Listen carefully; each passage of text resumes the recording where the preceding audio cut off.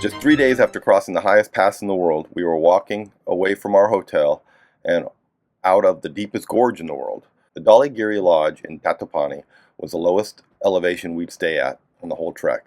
Tatopani was also at the bottom of the Kaligandaki Gorge. The gorge is approximately 6,000 meters deep between the two 8,000 meter peaks of Annapurna and Dhaulagiri. It was nice to be out of the desert and back in the jungle where we were started 10 days earlier. Because of our long first day and the day before's bus ride, we were 2 days ahead of schedule. So instead of 2 days to get to the top of Poon Hill and down to Nepal to finish our trek, we had 4. Instead of being one of the toughest days of our trek, it was one of the easiest. Instead of hiking 13 miles, going up 5,500 feet, and walking until evening, we only hiked 7 miles, ascended 2,500 feet, and were done by noon. The first mile was flat. All the uphill was after we crossed the Kaligandaki for the last time.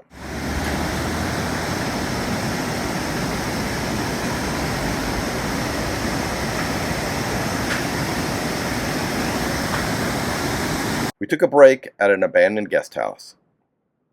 Check out what happens to suspension bridges when they go into disrepair. We ran into a bunch of people dressed very nicely walking downhill towards Tatopani. Raj explained that a beloved elder had died, so everyone in the area was traveling to pay respects. At one resting stop, just warm, so he took off his jacket. I noticed he was wearing a Naruto t-shirt underneath. I asked him if that's why he was so fast. He didn't know what I was talking about. I got up and mimed the Naruto running fast. Still nothing. I felt obligated to author this piece of art for him. Just Naruto. We passed a walnut tree and Raj found a walnut and gave it to me. I ate it, but it was more wall than nut. We arrived in our tea house at Shikha, the moonlight guest house, before lunch. We ate lunch right away. I figured our adventures for the day were over. I took a shower and then hung out in the dining room, messing with my phone. Justin came and asked, "Do you swing?"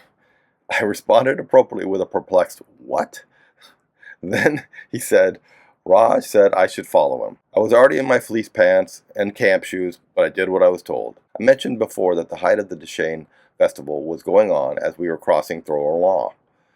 I knew Raj was bummed that he couldn't spend it with his family.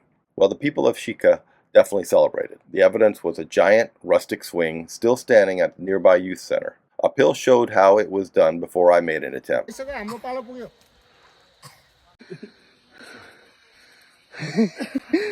clearly doing it wrong. And Raj showed us how an expert does it. While Raj was swinging, 2 mothers and their combined 6 kids showed up. While the kids swung, Raj chatted with the moms. Justin, Opil, and I jumped on the youth center's basketball court. We found a sadly inflated ball and took turns taking shots. I don't think any of us scored a basket. Raj came over and asked if we wanted to go to a snooker hall nearby. The moms were heading there with the kids, so we tagged along. We followed them for an alarmingly long time into the jungle, through farmlands, and even over stone walls. I was basically only wearing slippers. Then suddenly, the land opened up to reveal the longest footbridge I've ever seen. While we were crossing, I asked Raj where the snooker hall was. He said there was some sort of communication error. He claimed snooker hall and new bridge sounded similar in the language they were speaking. The bridge was less than a year old. It connected 2 communities that used to be separated by a day's walk.